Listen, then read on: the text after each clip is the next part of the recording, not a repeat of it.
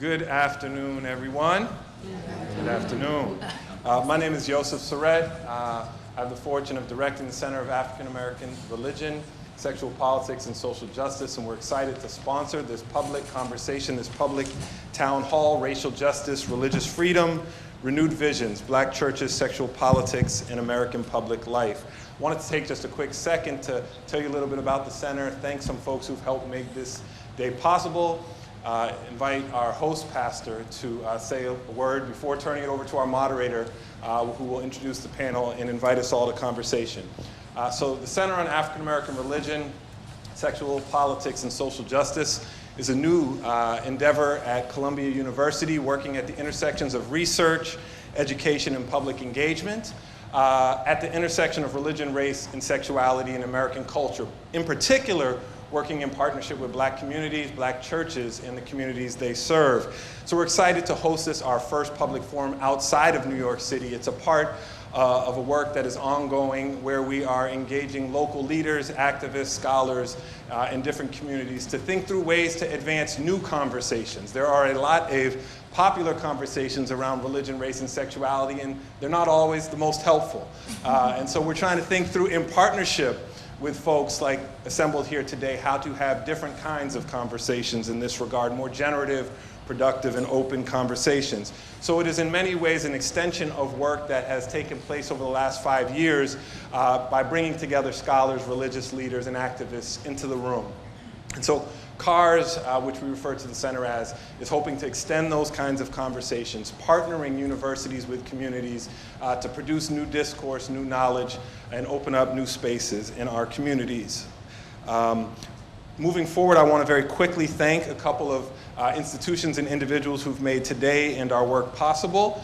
First, I want to thank two foundations that have generously supported our work, in addition to Columbia University, both the Arcus Foundation and the Carpenter Foundation. I also want to thank our co-sponsor for today, Howard University School of Divinity. Dean Alton Pollard, while not here today, very quickly and enthusiastically said yes, they wanted to co-sponsor, and so we appreciate the support they've lent to today's conversation. Also want to thank the two key staff folks who helped make CARS what it is in the back, Derek McQueen and Dr. Jennifer Lee, who have been running and moving to make today happen, both in public and behind the scenes. And we appreciate all that they're doing to help CARS do its work. And then finally, of course, our host, a good friend and brother who I've known almost 2 decades now, Reverend William H. Lamar IV, as well as Tony Hawkins and Antoine Williams, who've helped make this possible, and Sister Jacqueline, who's been running since we got here to get everything we need. Let's thank our host today. So I'm going to pass it on to Reverend Lamar for a moment. Good afternoon, brothers and sisters. Welcome to Metropolitan African Methodist Episcopal Church. The ground upon which your feet rest this afternoon is holy ground. Yes. You are occupying the longest continuously held piece of property by Africans in the District of Columbia. So we welcome you to this holy place. I'd like to say a couple of things by way of personal privilege. It's always a joy to be with my friend and brother Josef Sorett, who is also an itinerant elder in the AME Church. We met about 20 years ago. We were staying in something called a hermitage, and we were not hermits, so it is still a mystery to us, but I'm glad to see him. Also, Reverend Dr. Jennifer Lee, who's an itinerant elder in the church, and all of these wonderful folks, this cadre of scholars and pastors and intellectuals. We welcome you to Metropolitan because this space has always been set aside for dialogue that moves the nation and the world toward justice and toward peace. So in this exact same facility, Frederick Douglass lectured, and Mary McLeod Bethune lectured, and Ida B. Wells Barnett lectured, and Alexander Crummell lectured, and Charles Chestnut lectured, and Eleanor Roosevelt lectured, and presidents of the United States have been here, although they're always at the end of my list because they are not the most important persons who have been here, but those who have been engaged in making sure that the poet is right, that the moral arc of the universe is long, but it does bend toward justice. And because you're here today, you now join that long line of freedom fighters. We have work to do in our generation. It's been very interesting that people's hearts have been broken by the fall of Atticus Finch. because we have so much belief that fictional heroes can make a difference. Well, ain't no fictional heroes gonna make America what it's supposed to be. That is our work, and I'm glad that you're here with us today.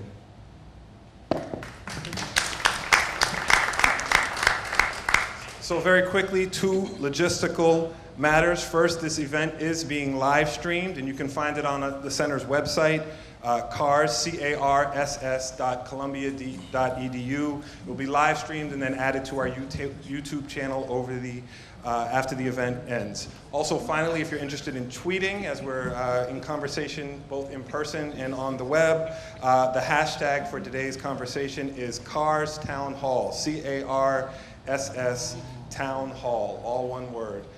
So please spread the word. Let's engage folks on conversation that way. Maybe we'll even get some questions offline to engage our panelists.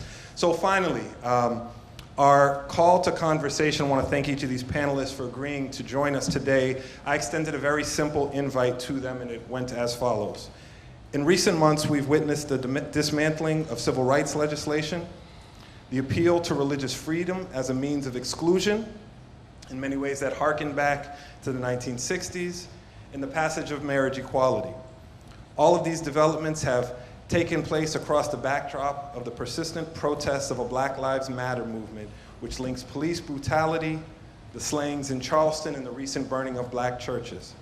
This town hall aims to foster a public conversation that explores the intersections of religion, race, gender, and sexuality in the context of the Black church's work and stated commitment to social justice, but in service to all Black lives in the fullness thereof in this current moment.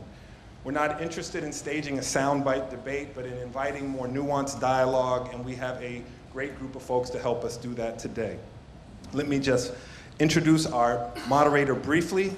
Colleague of mine at Columbia University, Professor Kendall Thomas, is the Nash Professor of Law at Columbia and Director of the Center for the Study of Law and Culture. He teaches and writes about law and sexuality, gender, and race culture. He's one of the founders of critical race theory. He's currently working on a project, a monograph that looks at race and the politics of justice in the age of neoliberalism. Professor Thomas, thank you. Let me get out the way. Thank you.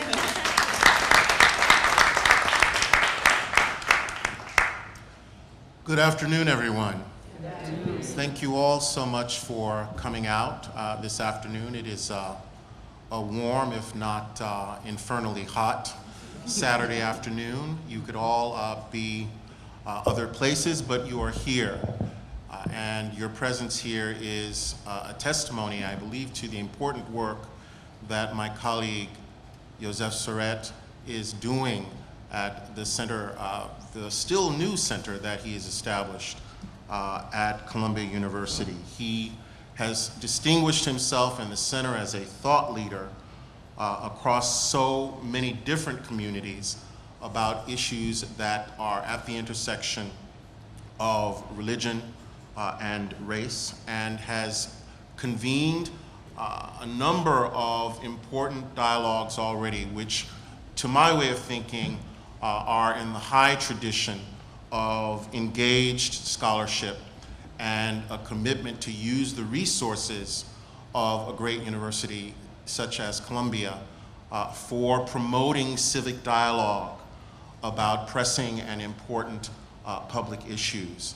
So I count it both an honor and a privilege, as we say in the Baptist Church, that Professor Sorett asked me to serve as the moderator for this afternoon's discussion. I said yes immediately because after he described it to me, I knew that the discussion this afternoon would be an historic conversation in an historic venue, the Metropolitan African Methodist Episcopal Church, a place which, as the pastor noted in his remarks, has served as a forum for important discussions about the lives of Americans who are part of the African diaspora, both in this country and internationally. So I'm really quite pleased to be here for this discussion today of racial justice, religious freedom, renewed visions, churches, Black churches, sexual politics, and American public life. As Professor Sorett said, our topic sits at the intersection of three important streams of the human experience: spirituality, sex and sexualities, and the meaning of public freedom in a multicultural democracy, if America can be described today as a multicultural democracy, or at least as a society which aspires to be a multicultural democracy. We have, in just these past few months, found ourselves, those of us who are either part of the Black church or who have cultural and identitarian affinities with the Black church, witness to and participants in a very important set of conversations, which to my mind represent nothing less than a sea change, indeed a paradigm shift in the terms of the public discourse in our communities, as in religious communities throughout the country, about the meaning of spirituality, sex and sexuality, and democratic justice in the United States today. I can mention just two examples of the extent to which no one has been able to avoid the implications of the events of the last few months in our way of thinking about these issues. Just a few weeks ago, responding to the decision of the U.S. Supreme Court in the Obergefell case, the marriage equality case, the Bishop T.D. Jakes addressed his congregation and offered reflections on what the role of the church ought to be given this moment in American public life, in which the court, the highest court of the land, was embracing the idea and the ideal of pluralism with respect to intimate association and marriage.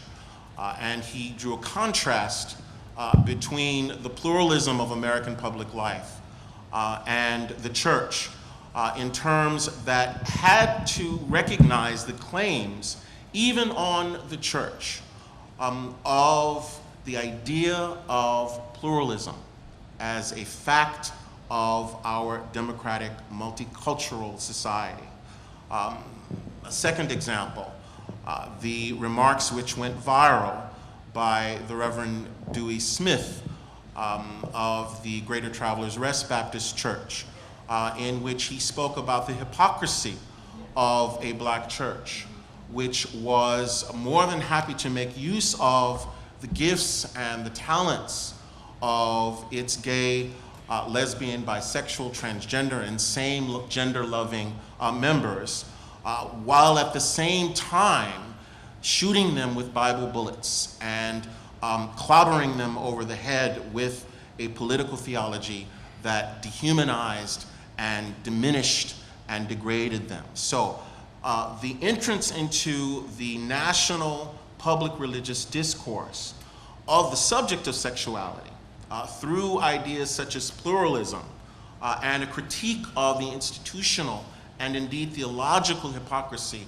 of the Black church by these national leaders seems to me to offer up at least the possibility of what I was describing to the panelists earlier as a Reformation moment. So I'm really very excited to be in the company of these great thinkers and religious leaders to engage with you in what I hope will be an edifying and civil conversation about the state of the conversation and about the possibilities, the present and future possibilities for the way we think and engage in action around these questions of the complex constellation of sexuality, spirituality, and democratic citizenship in a complex multicultural society.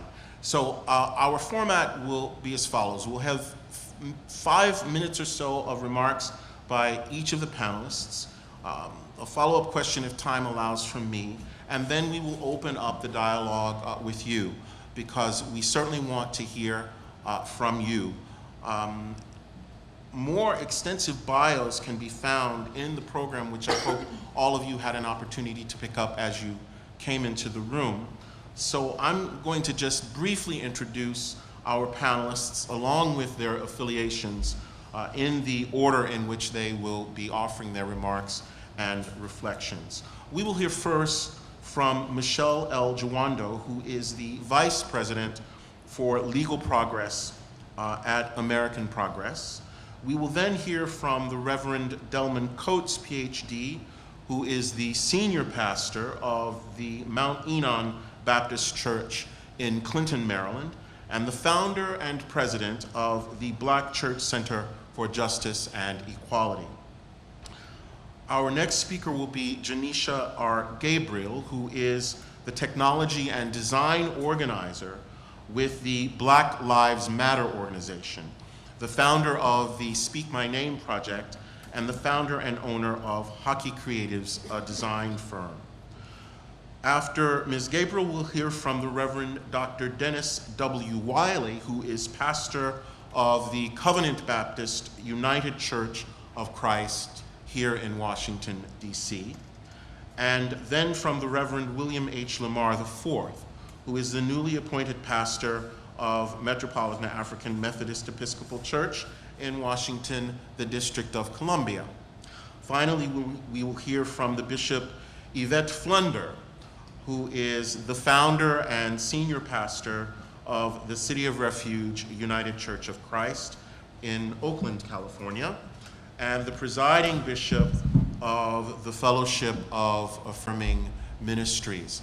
Please join me in welcoming each of our panelists.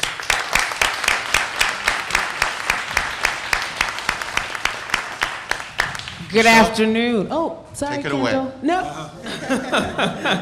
She I was did. just like so excited. I couldn't wait to like start talking. So again, I'm Michele Jawando, and it is such an honor and a privilege to rest and abide here today. So I am a child of the Black Church. I am a child of the AME Church, which at its origins is the oldest and I think the most politically active and engaged Black church. And I know others on here will probably fight with me about that, but they be wrong, and so as I come here representing CAP, which is the Center for American Progress, and is perhaps the most preeminent progressive liberal think tank in the nation, particularly as it sits in progressive politics, I come living at the intersection of faith, of justice, of social justice, and this conversation was just made for me, for a person like me. When I think about today is the day of Seva. So for the Sikh community, which themselves are about to celebrate or to actually recognize 3 years after their mass shooting in Oak Creek. And as we sit here in the basement church of an AME church that is still reeling with the psychological impacts of our tragedy in Charleston, and I think about the day of Seva for the Sikh community is a day where they recognize selfless service as they remember and think about their experience. And so that kind of notion of what does selfless service look like, I think is a question that the Black church is currently wrestling with. Right now, millennials are the most unchurched community, as the Center of Faith and Public Life at Pew has pointed out. And many of us here know that and know that story. But I think if you unpack it a little further, and that's what we like to do at CAP, right? We like to look at these issues. It's something that I like to look at. The question that I have is, are millennials leaving the church, and particularly the Black church, because there's a void when they think about what service looks like today? So these questions of, if my deep longing is to have a connection with Jesus at its base form. And the way that that longing is met and manifested is in the body and fellowshipping in church. If my church doesn't speak to those ideas around service and giving and connection and community, is that why they're leaving? And so as we wrestle with these conversations today, and we think about the moment and the time, and as we think about the work of my sister Janisha and the Black Lives Matter movement, which at times is so full of rage, because how can you be a sane Black person today and not be angry? But in the past, the church has been able to meet those moments of anger and trauma with a moral base and compass to make healing possible. But what is the disconnect that is happening today? Would it be appropriate for me to send my brothers and sisters in the Black Lives Matter movement to a church that they don't necessarily feel represents them and is willing to serve their community? And so as we're having these kind of conversations and these questions, the thing that I continually wrestle with is churches are trying to be cooler, right? Everybody's texting. We all got a hashtag. We all got an @ symbol, Michele, @ Michele Jawando, by the way. But it has to be more than just technology and innovation. It has to be about meeting service and meeting our needs. And so today, as we're kind of continuing in this conversation, I think we have to think about, can people be their whole, full selves? My brothers and sisters in the Black Lives Movement are often unapologetically Black, unapologetically queer, and they are moving from these feminists, without question, dismantling system narratives without exception. And does the church have a space for their voices?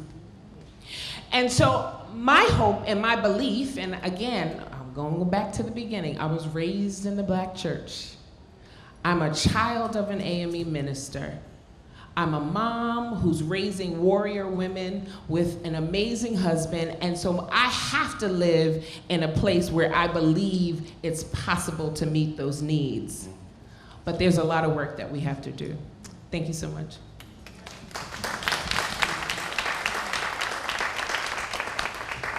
Reverend Coates. Thank you, and good afternoon. I want to thank CARS and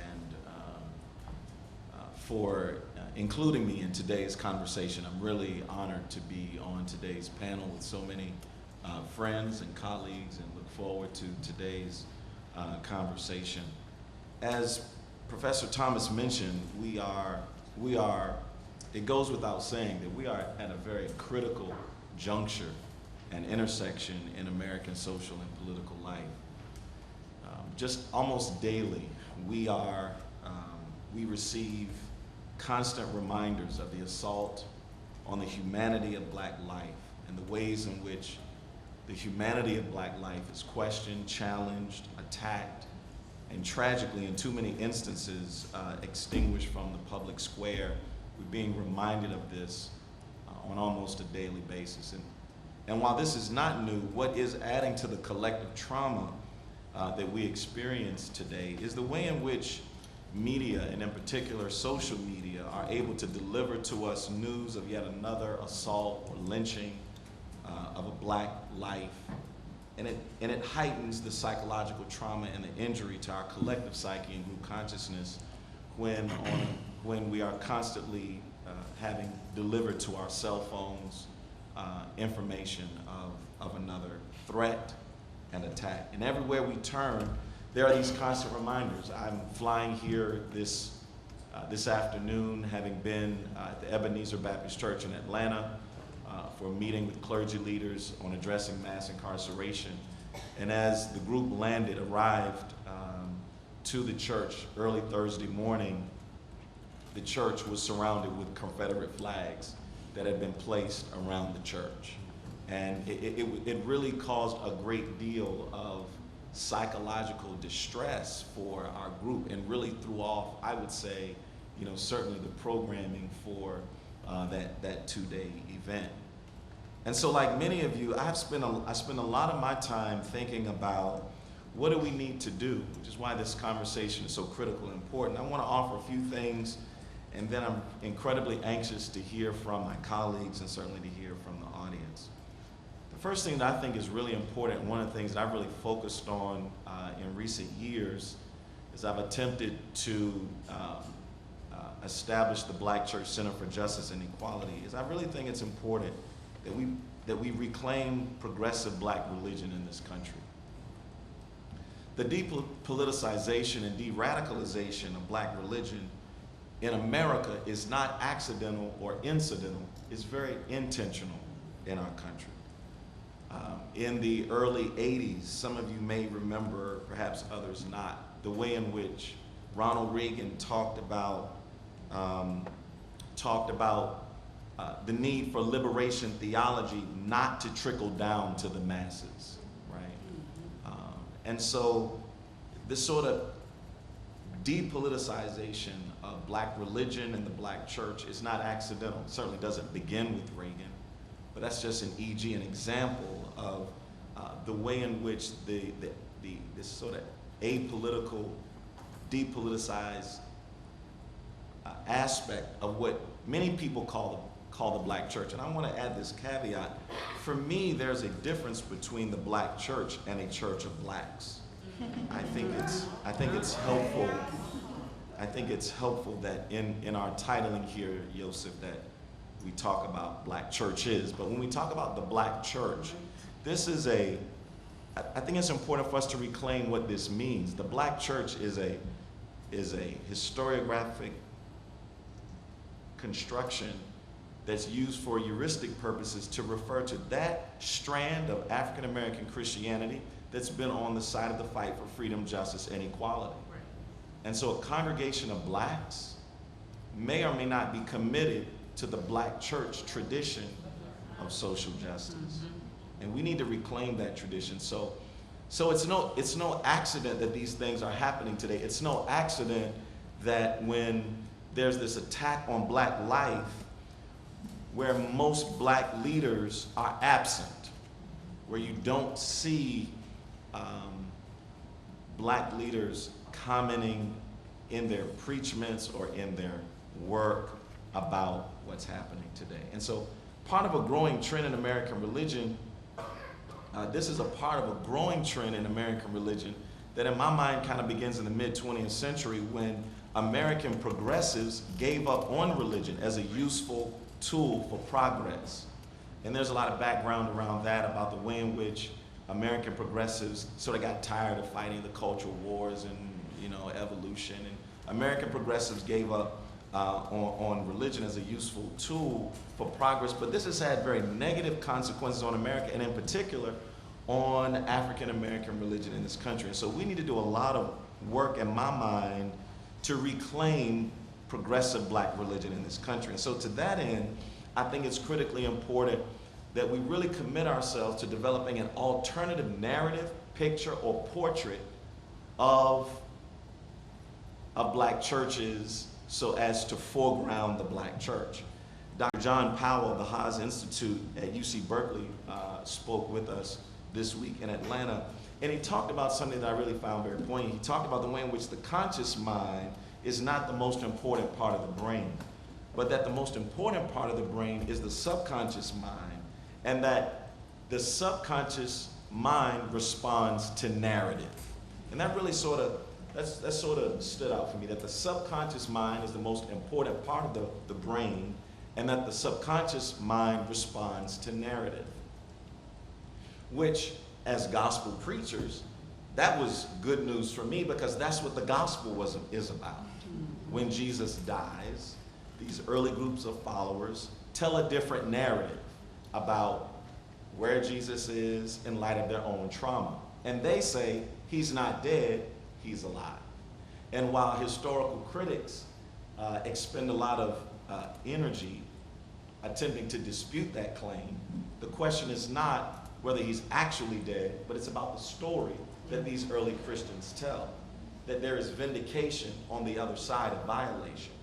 And so we too today need an alternative narrative when it comes to justice work in African American churches so that we can put a new face on the black church. I started the Black Church Center for Justice and Equality because too often we had reduced the black church to 3 televangelists. I won't mention their names.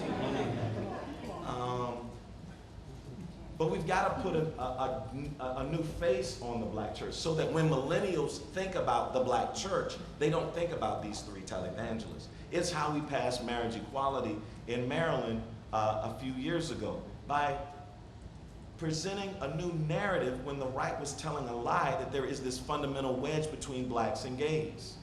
And by telling a new narrative and presenting new faces like Reverend Candy, who's here, Delman Coates, we changed that narrative. And I think that more needs to be done to do that. And in this work, there's always the conversation about exploring intersectional justice opportunities as we move forward. I think this is critical and I think this is important. But one of the things I think we lack is a unifying meta-narrative that unifies the disparate constituencies on the black progressive left. And I don't know what that narrative is. I need to spend more time on it, Josef, but I think we need to spend more time developing a kind of unifying meta-narrative that can bring together those who are committed to LGBT work, those who are committed to the environment, mass incarceration, and others. I'm going to skip some of my other thoughts. The last thing I want to say about sexual politics, if it's okay, Professor Thomas, is I want to say that the black church is in desperate need of resources around sex and sexuality to educate clergy and our congregations around sex and sexuality. Right? We can't talk about homosexuality because we struggle to talk about human sexuality. I see Reverend Cedric Harmon here, and Many Voices has a great resource that's put out on sexuality, but we need more in-depth teaching and education information about human sexuality. And we also need theological and hermeneutical resources that address same-gender loving people. I think this is very important because I do most of my work with clergy leaders who are not affirming, welcoming in any stretch of the imagination. There is this idea that we support LGBT work despite our religion.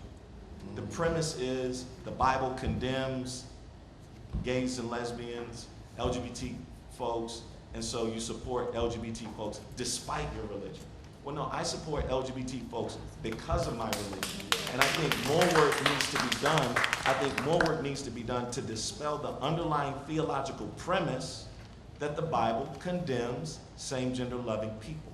My view, and I respect many different theological views. We are in a pluralistic democracy. Everyone has the right to their views. The Bible does not condemn consensual same-gender loving relations or people. Scriptures are condemning acts of sexual violence, rape, abuse, and exploitation, and we need more theological tools and resources to equip pastors who believe in the authority of Scripture to perhaps provide a broader framework for this. Thank you.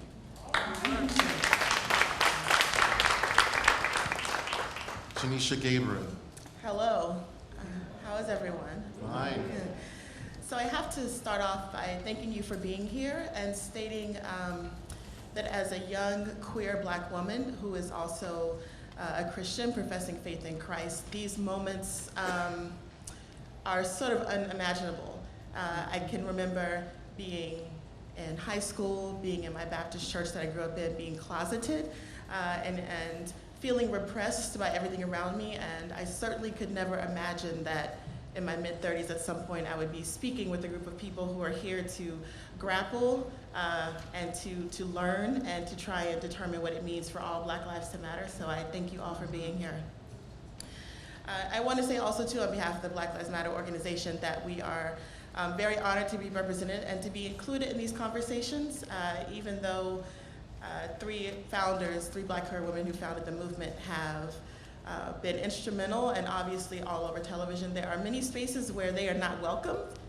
People are doing work around the Black Lives Matter movement that excludes queer people, that excludes Black women, and so we're definitely grateful to be here today.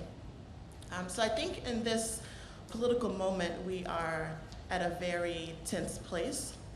Black people are making decisions about our lives and honestly realizing what it means for Black lives to matter when you live in a country that was built upon your enslavement and a country that still does enslave your people.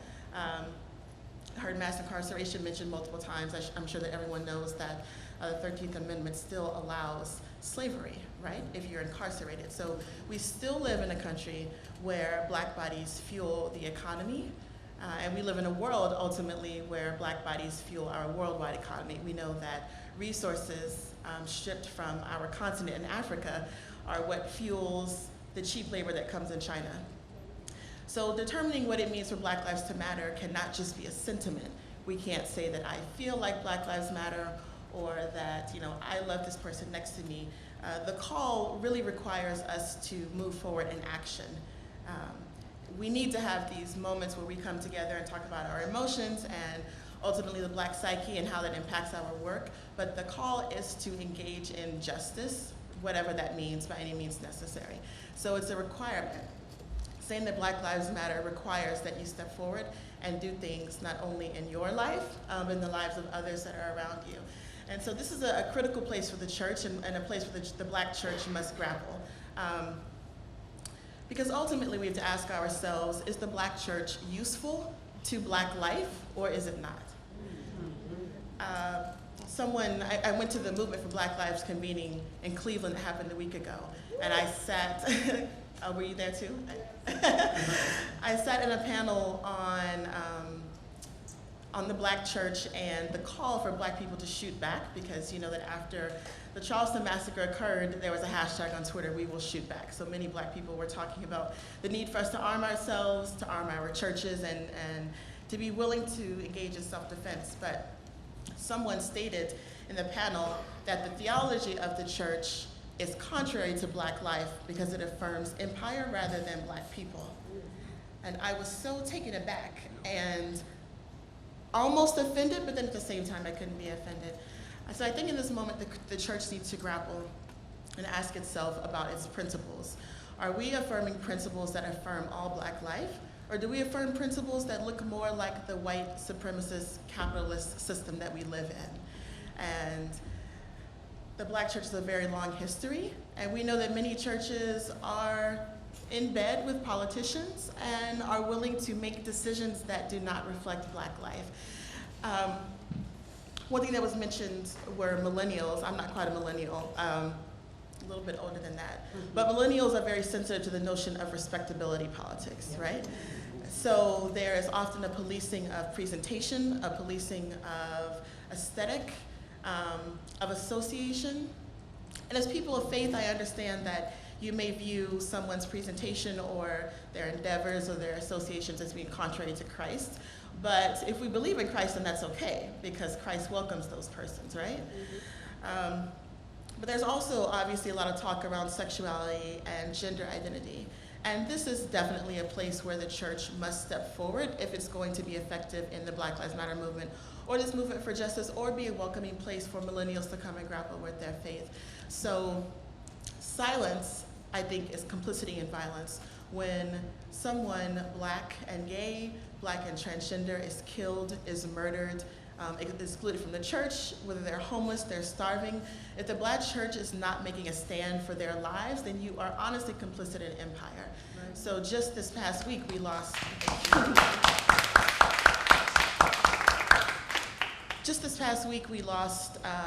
we know there have been 5 Black women murdered or found dead, if you will, in prison, but there was also a Black transgender woman named India Clark who was found dead this week also too, right? So the other thing that churches must do in this fight for determining whether we're for Black lives or for empire is to have honest conversations about the church's complicity in interracial violence or the way that the church's theology supports interracial violence. So it's true that Black transgender women are most likely to be murdered by Black people, specifically by Black men. And so the question is, does your theology on Sunday morning support the lives of Black transgender women, of Black queer people, or is it contrary to? because religion is a motivator in the deaths of everyone, right? Everyone who is queer and transgender. Even if the persons murdering them are very far from the church, in their minds, the idea exists that these persons are not welcome to be alive. So I was talking about this with one Black male friend of mine who is heterosexual, and I was talking about the need for us to have conversations about violence around Black women and girls, and specifically around queer women and transgender women. And he pointed out that for so many Black men that he knows, Black transgender women are already dead, so there's no point in affirming their life. And I thought to myself, where does this come from? But he mentioned it as being a facet of Sunday morning. Essentially, the church is saying, because you're going to hell anyway, what happens to you on the earth doesn't matter. Listen, so I'm sorry, but that is a sin. That is contrary to Jesus Christ. That's not the life-affirming message of Christ, right? So these are very serious implications. So individually and communally, the Black church must address its homophobia and its transphobia, but I think for Black people, it's not just that we're homophobic or transphobic, but that we make allegiances with empire. And ultimately, we have this notion that if you are a good, respectable, middle-class Black person, that you will be saved. And we all know that's a lie. We saw 9 middle-class Black people murdered in a church, right, recently. So this is definitely a call for us to engage and get to know the Black people who are on the margins of society, those who are incarcerated, those who are immigrants, certainly queer and trans people, and also to making sure that we are connected to Black folks who live in the hood.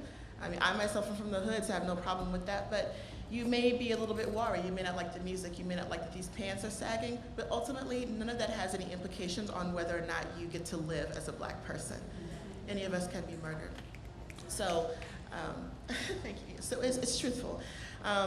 So in this moment, we definitely need people of faith to stand with us, and I think that guidance from the church is also necessary in this moment. People are very angry. People want to engage in self-defense, and we are not opposed to that. The question is, though, how can the church be instrumental in healing so that we can go forward in the work that we're doing? There are a number of people who have been pushed away and traumatized by the church who desperately want to be included in a community of faith and who honestly want to be engaged with Jesus Christ.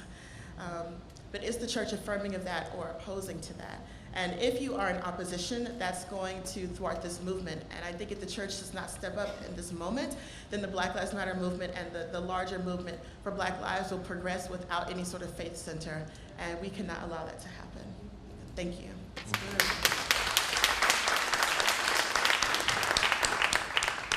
Our next speaker is Reverend Wiley. Thank you. I want to thank Josef and CARS for inviting me to be on this panel. And I'm happy to see all of you. I'm happy to see several members of the Covenant Baptist United Church of Christ here as well. As I pondered what I would say during these brief moments today, the following question kept ringing in my head. Do we, and this follows up on what Janisha just talked about, do we as Black people really believe that all Black lives matter? This is a critical question because if we expect those who would destroy Black life in any and all of its diverse manifestations to take us seriously, then we must first and foremost take ourselves seriously. For it is one thing for us to say all Black lives matter, but it is another thing altogether for us to actually believe and act like all Black lives really do matter. This question is particularly critical for those of us who consider ourselves to be Black Christians. At a time when Black lives are indiscriminately under siege by a vicious and stubbornly persistent resurgence of state-sanctioned white supremacy, it is relatively easy for Black church folk to join the rest of the Black community in rallying around the solidarity implied in our racial identity. However, if we truly believe that all Black lives matter, our closing of the ranks must not be limited simply to a knee-jerk reaction in response to the external threat of racism. To the contrary, it must be a proactive embrace of Black life in all its rich diversity and a steadfast commitment to eliminate internal as well as external oppression. despite the fact that Christians supposedly love everybody, or as we say, everybody, and claim that all are equal at the foot of the cross. The church has too often been a social club in which, even if in theory all lives matter, unfortunately, in practice, some lives seem to matter more than others. For instance, especially during the days of slavery and Jim Crow segregation, the white church usually acted as if white lives mattered more than black lives. But we must understand that this tendency to value some lives over other lives is not limited to the white church. As quiet as it is kept, we find this same tendency in the black church, when, for example, black men's lives matter more than black women's lives. When black adult lives matter more than black youth and children's lives. When black middle class lives matter more than black poor lives. When black employed lives matter more than black unemployed lives. When black educated lives matter more than black uneducated lives. When black light-skinned lives matter more than black dark-skinned lives. When black non-incarcerated lives matter more than black incarcerated lives. When black Christian lives matter more than black Muslim lives. When black able lives matter more than black disabled lives. And when black heterosexual lives matter more than black lesbian, gay, bisexual, and transgender lives.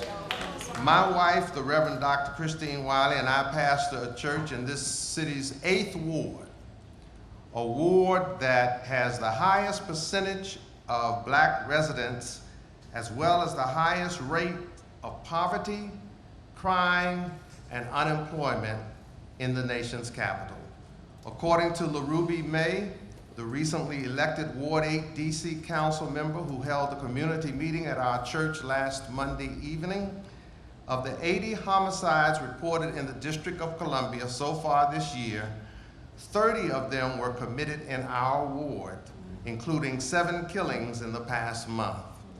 It is in this environment that so often breeds hopelessness, despair, and black-on-black crime and violence that we have dared to be a church committed to an intersectional approach to social justice, and that boldly, unashamedly, and unapologetically proclaims that not only do all black lives matter, but all lives matter, period, regardless of race, class, gender, sexual orientation, gender identity, gender expression, etc. And instead of lagging behind, kicking and screaming all the way, as the church has historically tended to do in matters of race, gender, and sexuality, while at the same time it appropriates a simplistic, non-critical biblical interpretation to justify preconceived, socially conditioned prejudices and biases. We at Covenant have chosen to take the risk of faith as we strive to practice what we preach in an effort to model the beloved community. As this nation continues to reel from the almost daily reports of white on black police brutality and murder, and from the tragic racially motivated Charleston, South Carolina slaughter, it would be a crying shame if black Christians failed to see the connection between racism and every other systemic form of bias, bigotry, discrimination, and hatred. The twisted logic that led a misguided white racist to kill 9 innocent people in a black church is the same sick mentality that leads self-righteous, Bible-toting African-American Christians to oppress their brothers and sisters who are different with words and actions that condemn them to hell and sometimes result in their spiritual, mental, and even physical death.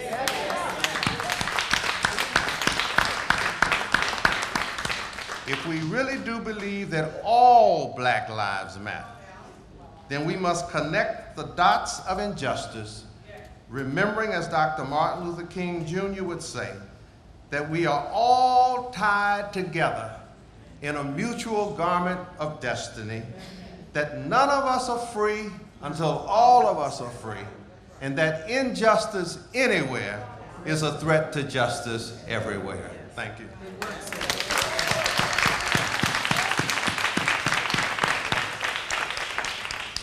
We'll now have remarks from our host, Reverend Lamar. Good afternoon. Welcome again to Metropolitan African Methodist Episcopal Church. You honor us greatly by your presence. Allow me to problematize our presence this afternoon. And that is to say that the official language in the doctrine and discipline of the African Methodist Episcopal Church states that we do not ordain homosexual men or homosexual women. And it also states that we cannot preside at marriages where homosexuals are united. What is interesting, though, is that my bishop, who once pastored this great church, and I had a conversation, and he said that this type of conversation must happen in our churches until we figure out, after thought and prayer, where we ought to be as human beings in the church of God. And so we exist in a space that is still trying to work out what this means. But we want everyone to know that I believe that these conversations will move our denomination and our local churches and the men and women therein toward justice. So thank you again for your presence.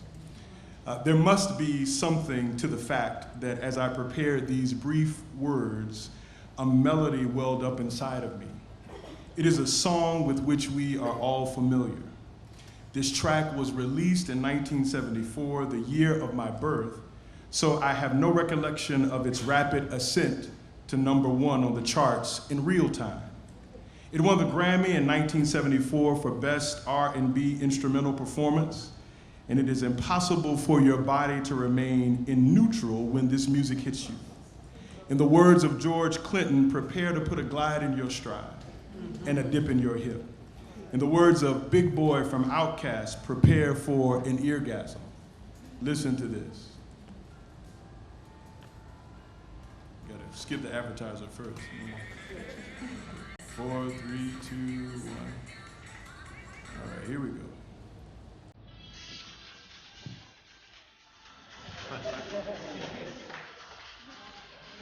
I don't see y'all. Where you at? Where are you?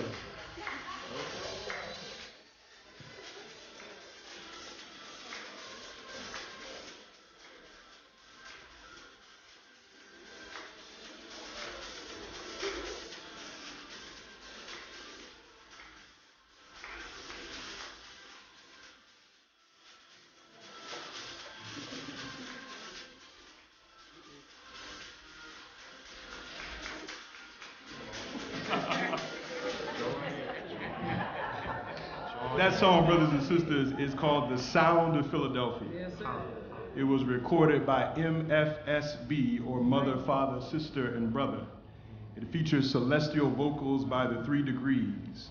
It was written by the inimitable Kenny Gamble and Leon Huff as the theme for the hippest trip in America, Soul Train, hosted by the coolest Negro to ever bless a microphone, Don Cornelius. There is something to this song welling up inside of me, because our discussion this afternoon is essentially about black bodies, and black bodies freed from the bondage of the normative white gaze. Though my notion may be idealistic, do not disabuse me of it at this moment, because when I hear that song, I see black bodies dancing, moving, smiling, painting pictures with arm and leg brushes, reciting the poetry of freedom and revolution defiantly and without words. My God, look at these black bodies, high yellow, blue black, medium brown, muscular and lean, pleasantly plump, and everything in between. Gay and straight people all over the world, we are universal. We are the standard of beauty, of cool, of power. And you can bet your last money it was a stone gas. love, peace, and soul are possible in this space. And that is what we strive for in this broken and beautiful place we call the Black church. The Black body is the very geography upon which white supremacy fought its first battle. And as white supremacy seeks to shapeshift to control the 21st century, despite unpredictable geopolitics and the demographics of doom, the Black body is a terrain upon which the battle continues with inhuman ferocity. Sandy, Tamir, Trayvon, Eric, and the list goes on. And Black bodies present today are fully aware of the violence that seeks to rob us of our place in this world. Our bodies are demeaned and taken by the force of bullets, billy clubs, and racist meta-narratives that control our theology, our politics, our economics, and our media. That is under the white gaze. But how do Black people see our own bodies? Is there a quantitative or qualitative difference between how white supremacists view our bodies and how we view them? Is there a space even in our own churches where our bodies, male and female, gay and straight, can move and dance beyond constriction? The body is discursive and material, metaphorical and corporeal, a social construct and a living, breathing organism. The Black church has a theological problem with Black bodies because our bodies have been problematized, criminalized, brutalized, and commercialized in larger, read white social space. Instead of celebrating and creating life in our Black bodies, we often react to life in our Black bodies. We give agency and definitional power to others. We yearn for freedom even in our own spaces, yet bondage seems to persist for many of us. We approximate freedom most fully in our music, our movement, and our rhetoric, but now that liberation must encompass also our theology, our ecclesiology, our politics, and our economics. But freedom cannot be an abstraction. Freedom is not an abstraction. Freedom is known bodily. Liberation is felt in the flesh. The free among us move where we want to move. We love, we learn, we eat, we have shelter, we have clothing, we create, and we control. The Black church, I've been in this church all of my life, has little to say that celebrates the bodily components of freedom and salvation. Most of what I have heard about the body in church has either condemned or denied physical and sexual realities. Why is that? Can that be changed? And if so, how? A sexual politics of integrity and a theology of freedom cannot come from churches that are literally afraid of their own Black bodies and their own Black shadows. We have a lot of work to do. I recommend just a couple of things for our consideration. First, I think the Black church must wholesale reject the theology of white American evangelicalism. Totally and completely reject it, and name how it has crept into our preaching and our teaching, and to understand that it is most violent because it pretends not to be political. It is demonic because it tells you that it is not political, but it sells to us the symbolism and rhetoric of empire. We also need a new 21st century theology and ecclesiology that is acutely aware that white supremacy has enabled its cloaking device, and that it is developing narratives to continue its centuries-old hegemonic control of land and people, funded by propagandist language of freedom, justice, and equality. I look forward to the conversation with each of you, and thank you for your time.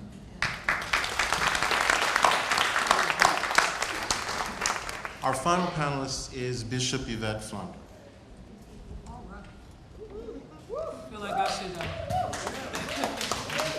feel like we should raise an offering and sing a hymn or something like this. I'm an African-American, same-gender loving woman bishop.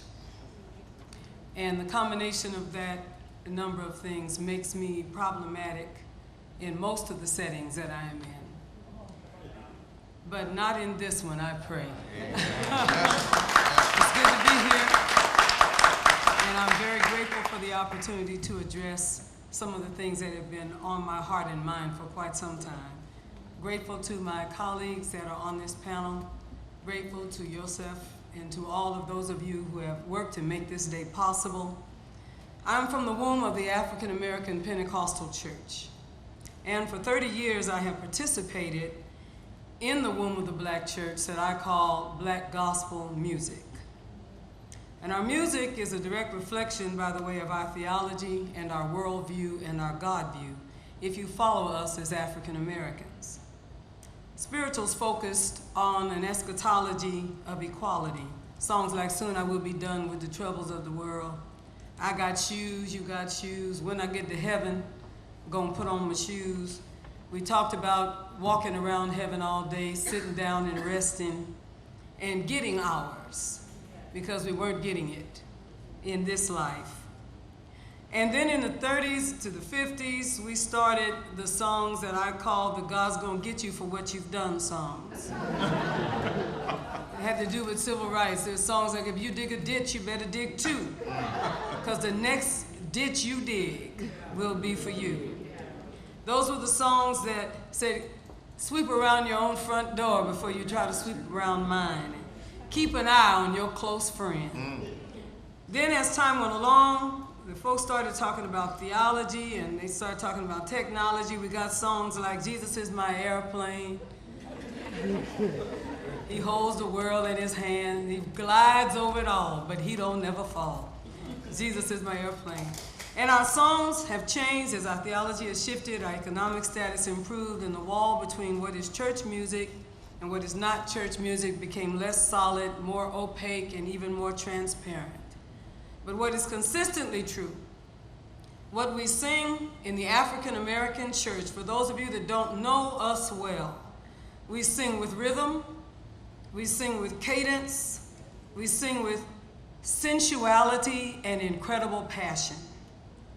And so I'd like to say this around the issues of coming together and harmonizing, homogenizing our realities as Black people who are religious, and as Black people who are concerned about Black bodies.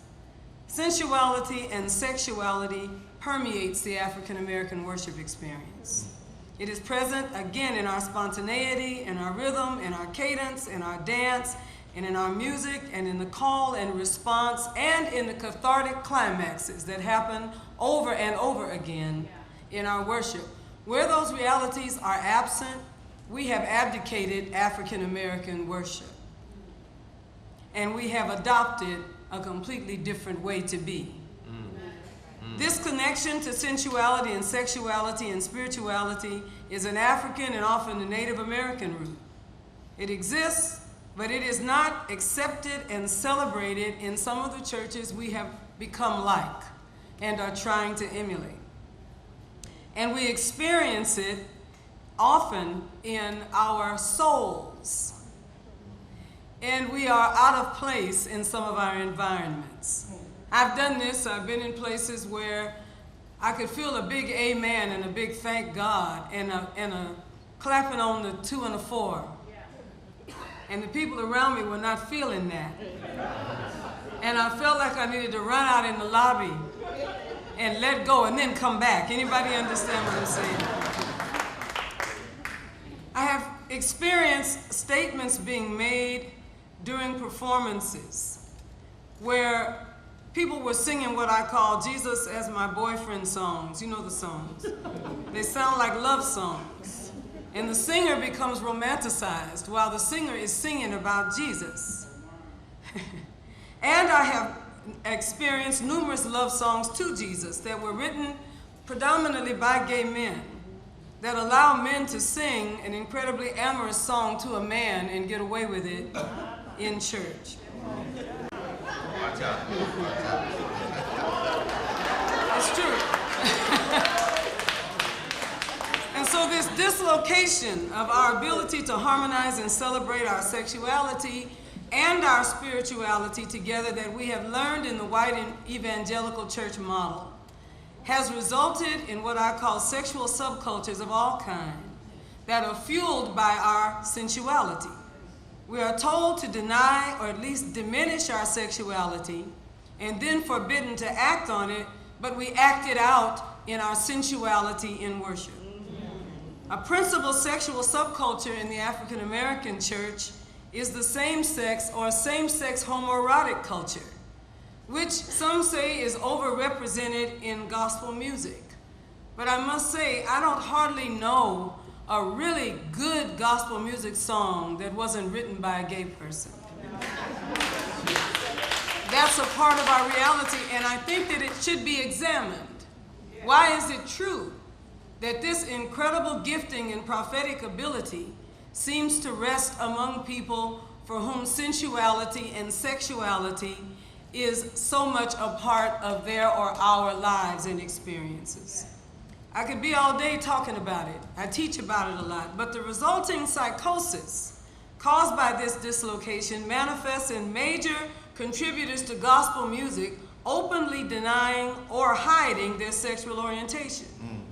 Because open, healthy same-sex relationships are not supported and affirmed in many of our churches. And there is a preference for and an encouragement to engage in anonymous, clandestine sexual encounters. You can get away better if you have multiple boyfriends or girlfriends than you can if you're seen all the time with the same person. There is also a fear of the loss of income. Artists expend their talent and their ability in environments that demonize their personhood and demand, and I say demand, that if they are to remain, they must stay in the don't ask, don't tell, or they have to say they've been delivered. The potential damage done to the psychic and the spirit by this dichotomy is immeasurable. And there's an what I call applied colonization. Colonization such as why we straighten our hair or lighten our skin to live better in a world, even though the process of straightening your hair is temporary. We used to straighten ours, anybody understand me, on Saturday night. Get ready for Sunday, but we couldn't take swimming class in school because the straightening wasn't real, it was temporary. Anybody understand? So we are colonized by the need to pretend in order to succeed and then go home and despise who we truly are. That's a colonizing effect that has made our show up, essentially our curb appeal, false and inconsistent with our reality.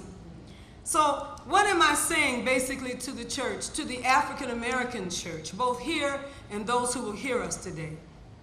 If we are going to take back what was stolen from us, we have to be prepared to be heretical and scandalous. And if we are not prepared to be heretical and scandalous, we are not like our Jesus. Because our Jesus was both heretical and scandalous. That's right. And died for it. That's right. Hallelujah. We have heard, hallelujah, that heresy is the revenge of an oppressed truth. But the only thing between a heretic and a prophet is time. And my question is, how prepared is the church to be heretical? The black church, in the AME church, in the black church, we have a history of being heretics, but we become comfortable. So how heretical are we willing to be? How heretical are we willing to embrace again the scandal of the gospel? The gospel is a scandal. It does not solve problems, it creates problems. The gospel is a scandal because it welcomes everyone. The gospel and the Bible are not the same. I choose the gospel over the Bible. Somebody said, how do you do that? And I said, well, because black people have never been biblical literalists. We lie when we say, I believe every word of God. We do not believe every word of God. It is not true. We are not biblical literalists. We would still be enslaved if we were biblical literalists. We are not biblical literalists. Every woman in this house would not speak in public. You would ask your husbands at home, And you would be the property of your father until your father sold you to your husband for a bride price. And then if your husband died, you would be the property of his brother. And if he died, the property of his brother. And if he died for 7 generations or for 7 men, you would be the property such that people wonder whose property you would be in heaven. We are not biblical literalists. We are selective literalists. Let me go on and get done. And so these are the real questions. Who should the church respond to in this time? Let us remember, as the African American church, we were born in the belly of questioning how people presented our Jesus. Howard Thurman said of his grandmother, when the slaveholder said, "You supposed to be a slave." "No, I ain't." "It's in the Bible. It's in the Bible." "No, it ain't." "Yes, it is, you old fool. It's in the Bible." She said, "Not mine." I tore that page out. What then? Somebody said, is the answer, the remedy. I would go so far as to say, as my colleagues have said, it is time for some new epistles. It is time for us to write some new things, some fresh things. Somebody said, well, they go outside of the whole Word of God. I said, if you had known the people who canonized what we are reading now, you would not have believed that they had ever walked with God, ever before in their lives. But time sanctifies Holy Writ. And because they've been dead a long time, somehow or other we have sanctified. But you know, it is time for us to speak back again into the expectations of what we should be saying or promoting in the world now. What is the sacrament of marriage? What is it really? My daughters, and my daughters in the spirit, and I'll end with this.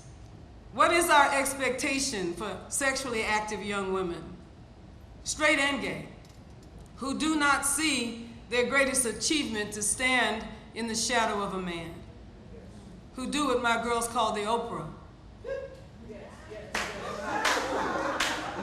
where you have somebody, but you're not trying to have them all in your money. Anybody understand what I'm saying? What are we going to do then about the fact that we say to them this duplicity of requirements? We say to them, we want you to keep yourself until you're married, but then we want you to finish school, and we want you to finish college, and we want you to be gainfully employed and have a career, and you'll be 27. Who waits until they're 27? Who waited? Which one of you waited until you were 27? It doesn't happen often. And so what are we saying? That's a double message. What really is the message? We are irrelevant to our young people because we have not wrestled with a new sexual ethic that is rooted somehow in an understanding of God and right and righteousness. And because I'm last, I will say that sustaining a bruised, adopted, and fragile form of patriarchy is hurting us. I said it is bruised because our men have been mistreated in the world. And one of the few places you could really be powerful was in the church. You'd be a boy all week, but you were Deacon Jones when you came to church. And we adopted a fragile form of patriarchy that hates gay men because the thought is that being gay effeminizes men, and hates lesbian women because the thought is that being a lesbian masculates women. But all of it is filled with notions of power and empire. And what is really going on in the world right now is that patriarchy is hearing a death toll and trying to figure out how do we regain the power that we once had. I want to say to you clearly that the Christian church, the church that calls itself the Church of Jesus Christ, would do well to remember this man, this scandalous, heretical, born in the ghetto, raised by a mama, who came up through hard trial and tribulation, who was arrested, who was convicted, who was condemned to death, who was killed. And remember that that's who our leader, our Jesus, the person around whom we build our church, not red Prada shoes, but the person around whom we have built our church. Let us remember, his teaching was a religion that serves people and does not oppress.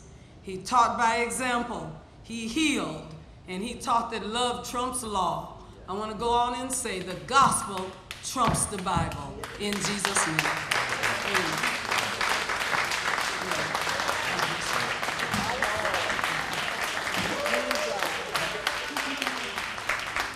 I am reminded of the scripture which says, have not our hearts burned within as they have talked with us? By the way, we've heard some rich and challenging ideas in these panel presentations, which have put before us a number of very hard and challenging and rich questions. Is the African American church prepared to call people to service and to serve people as their whole and full and entire selves, just as they are, as we say in New York at Middle Church, as they walk through the door? Is the African American Christian church prepared to reclaim progressive black political theology and progressive black movement, and to be the standard bearer of that vision of a progressive politics, not just in our communities, but for the nation? Is the black church willing to do what is necessary to become useful to black life, or is it not? Do we as black people really believe that all black lives matter? And are we willing to undertake, not just in word, but in deed, what will be necessary to witness to the truth of our faith that all black lives matter? Is the black church prepared to acknowledge and then to reckon with and do battle with the truth that it has a problem with black bodies, and that the vulnerability of black bodies is a vulnerability which is in part of our own making? And is the black church willing to take back what was stolen from us, to be heretical, to be scandalous, to proclaim the truth of the gospel that God is still speaking, and that we may well be living in a behold, I am doing a new thing moment?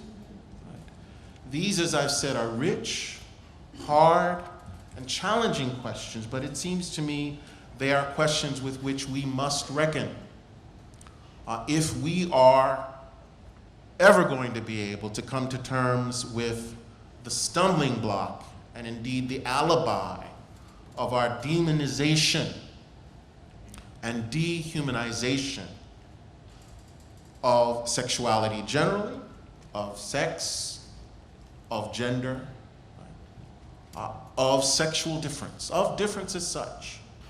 Can we imagine the black church being the institutional site for a robust, dangerous, but necessary conversation about human sexuality and the ways in which our understandings of ourselves as black people in the African diaspora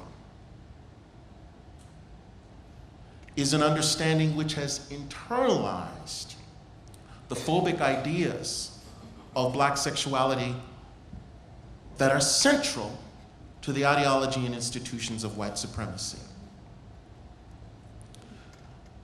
Each of these panelists has offered us ideas, about engaging and, where necessary, critically resisting and rejecting those traditions that stand in the way of asking and trying to answer these hard questions. What we're going to do now is provide an opportunity for you to put your questions on the agenda and to engage with the panelists in conversation about the issues and questions that they have raised. I see 2 mics in either of the aisles. I'm going to ask you, if you want to ask a question, to come to one of those mics so that we can be sure your question is part of the streamed and recorded conversation.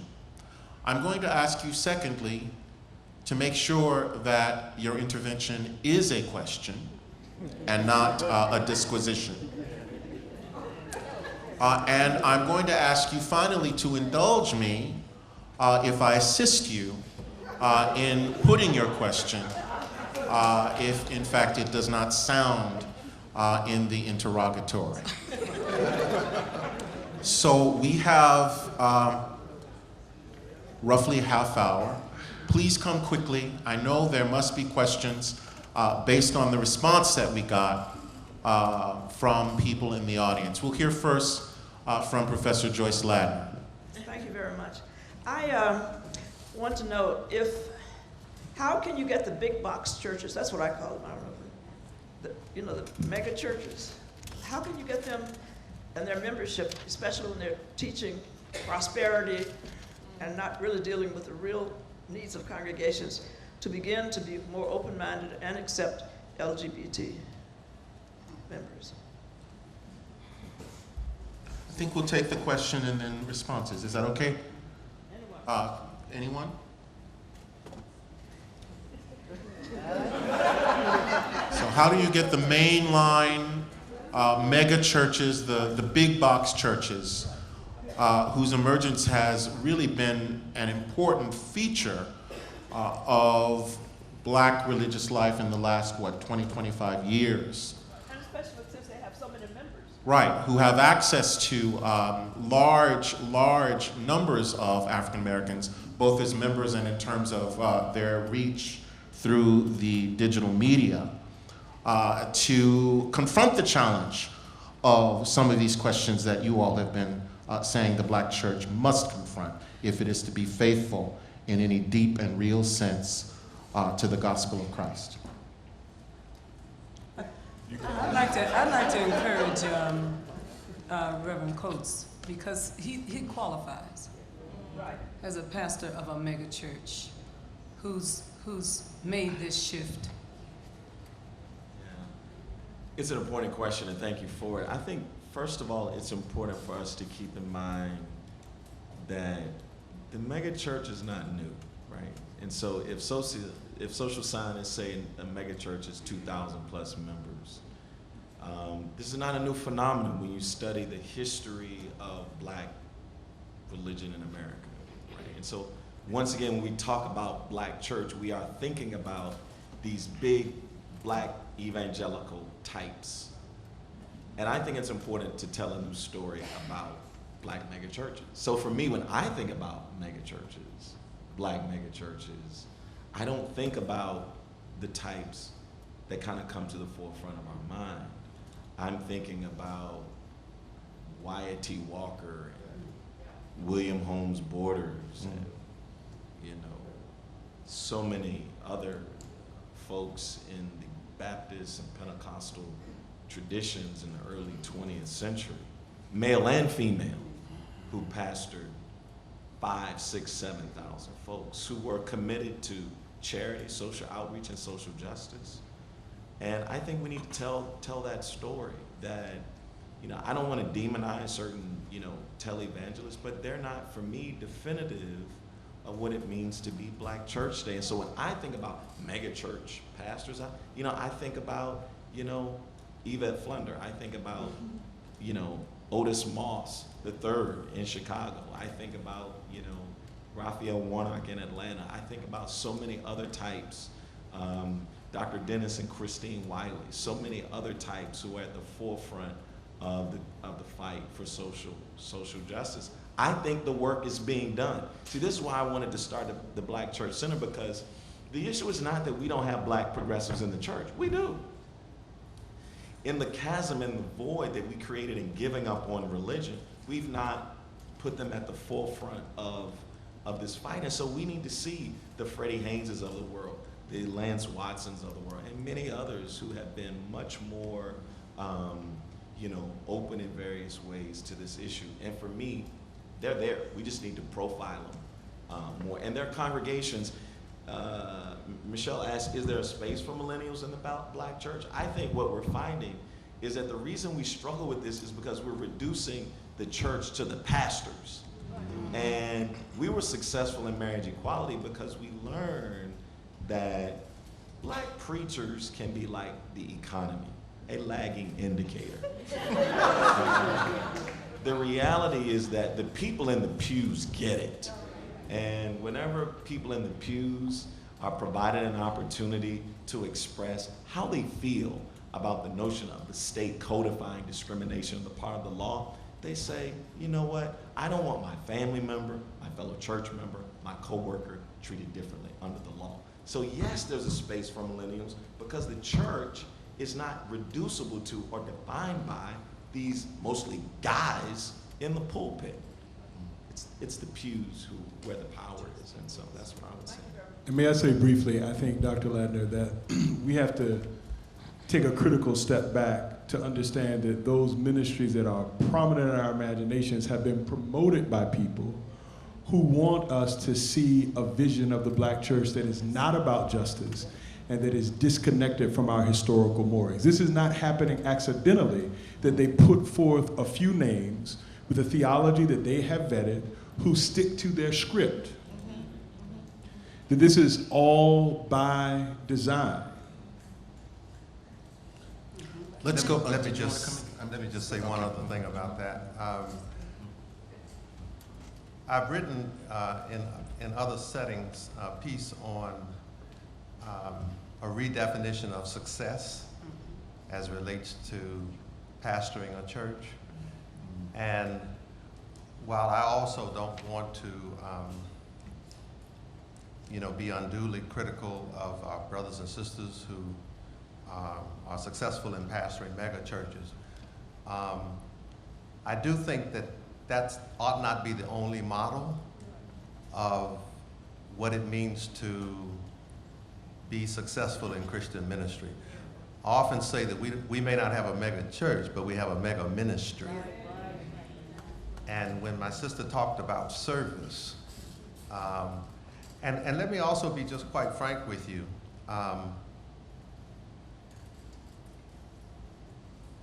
the tension is found in the very question that you ask, because the question hinges on having a lot of people come to your church.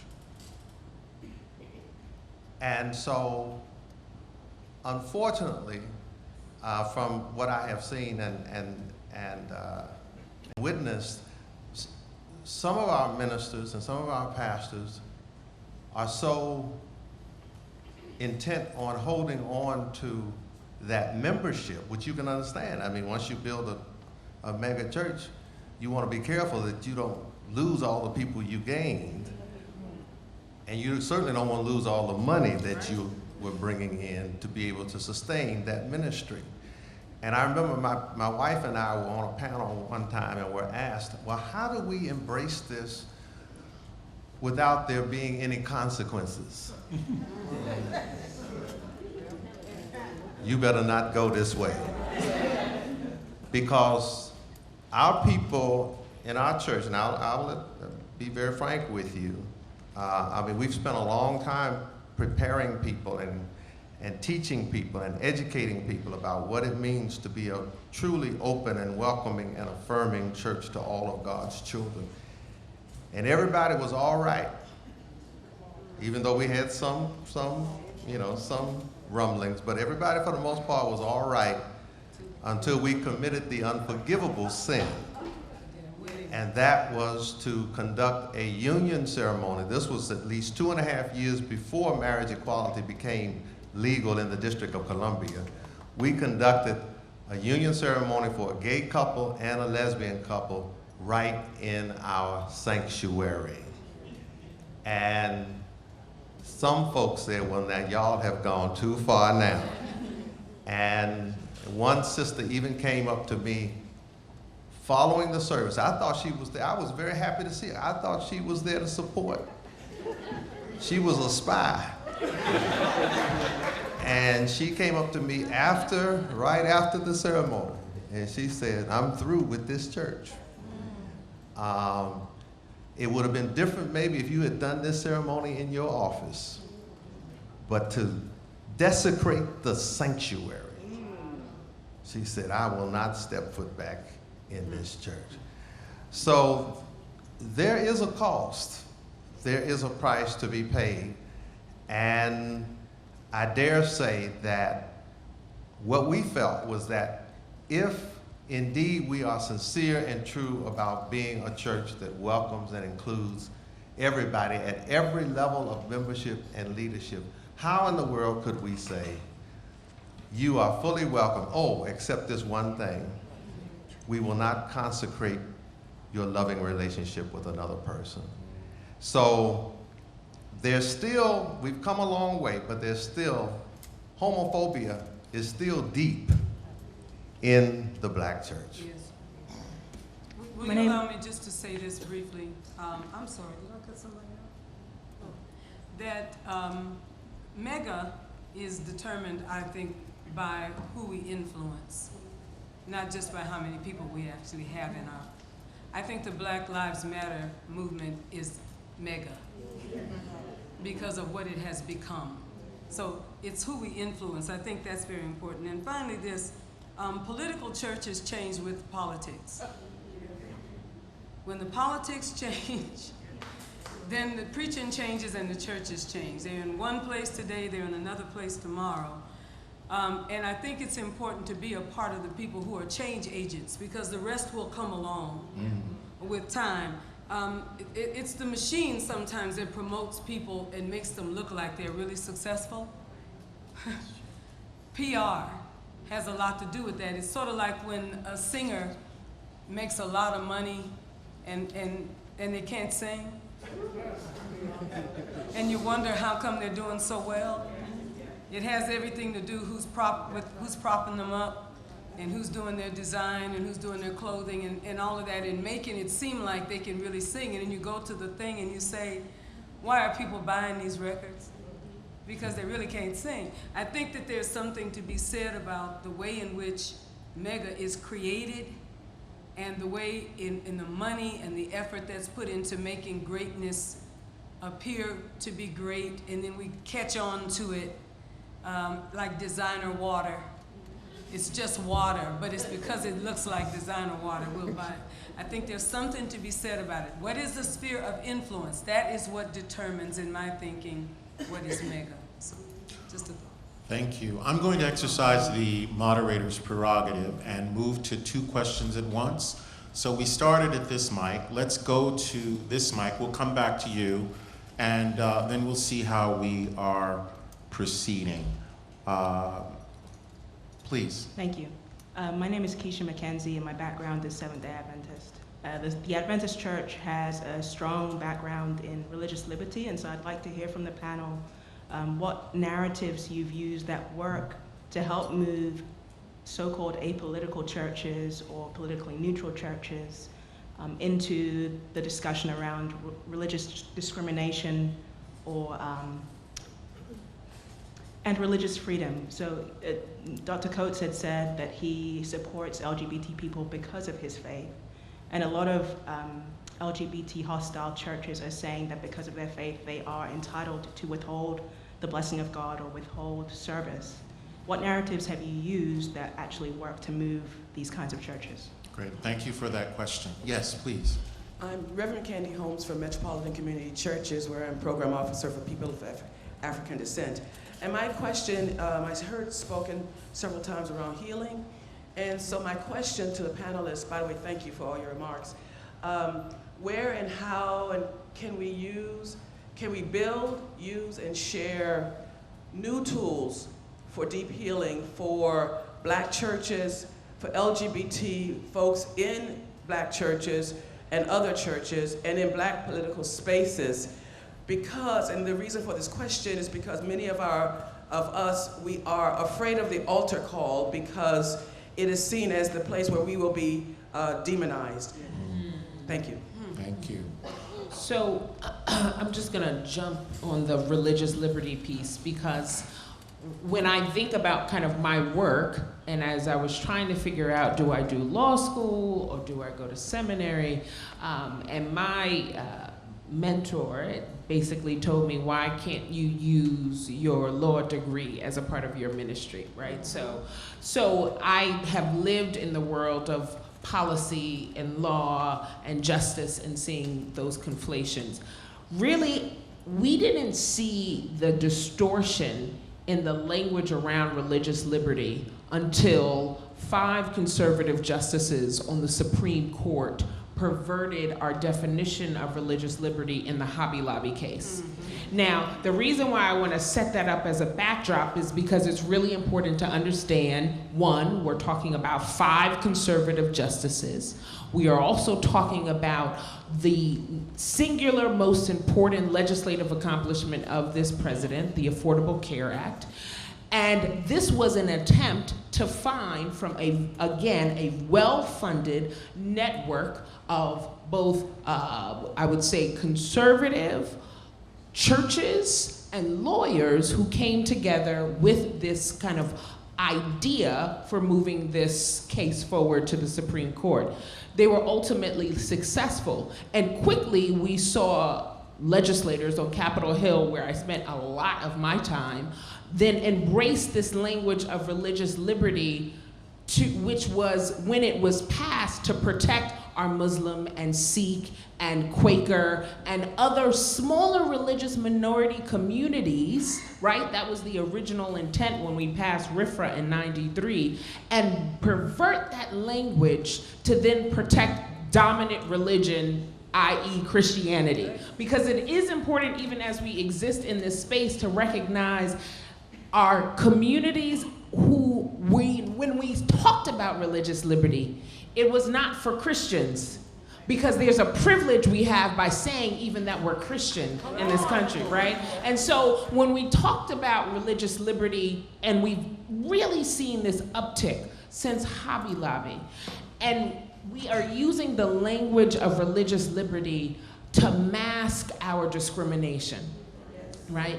And so as we're trying to kind of grapple with this, the thing that we all have to continue to push back on is, when you're talking about religious liberty, who are you talking about?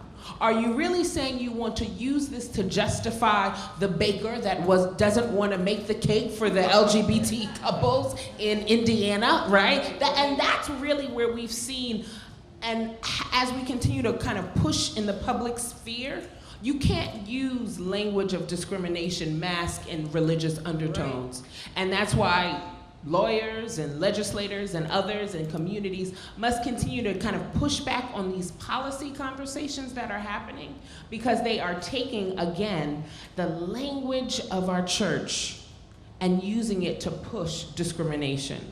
And so we have to all kind of be vigilant, but understand that this is a well-funded, very connected, sophisticated campaign, and that until we recognize that, we will lose.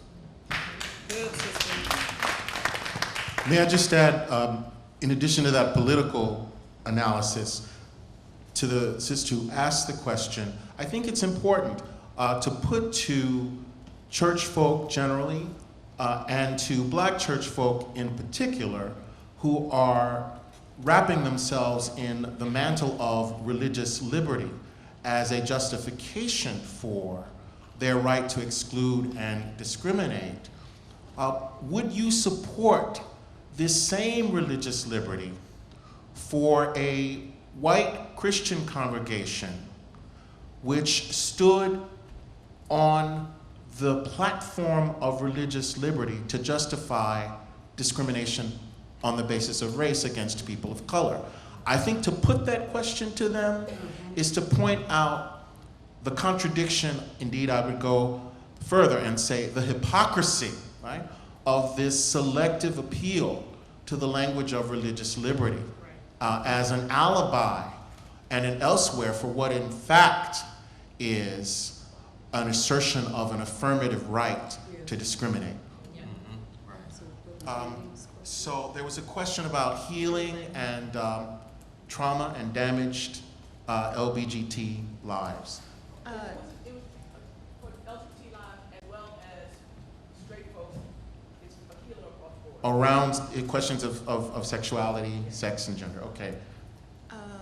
So I wanted to offer something about healing. I think it's important that Christians are aware of the fact that the name of Jesus is a trigger for emotional abuse for a good number of people, right? So I think that healing justice, especially in this present moment, will need to look differently than what it might look like with everyone in your congregation. So you may not be able to hold a healing space or space for venting that happens in your church. It might mean you going to the protest or to the rally or to an LGBT center or something and offering space for people to vent and to talk that doesn't necessarily use religion as its backdrop. Do you know what I mean? Sort of a way of coming in and affirming who people are, but not traumatizing them furthermore if they have been. I think the other thing that's important is that healing in this moment has to be interfaith, because people are from a variety of different backgrounds. Some people are of no faith, and so I think if you're engaging in some form of healing, it needs to meet people where they are, obviously. And then I think if you're asking specifically about helping people navigate through LGBT issues, I think that we have to also recognize the trauma that like homophobic and heterophobic people bring to the conversations that we're having. So I don't think that Black people are just homophobic for no reason. I think that homophobia or investment in heterosexuality is an illusion that you can be human because of it, right?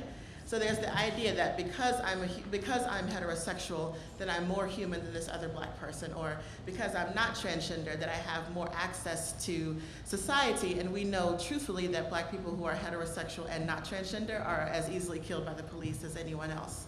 But I think that helping people through that process is going to be traumatic for them, because you have to essentially remind them that no, we are not humans under the state. And that's a difficult process to put people through. But recognizing their own trauma, I think, and not just being accusatory is important in having those conversations.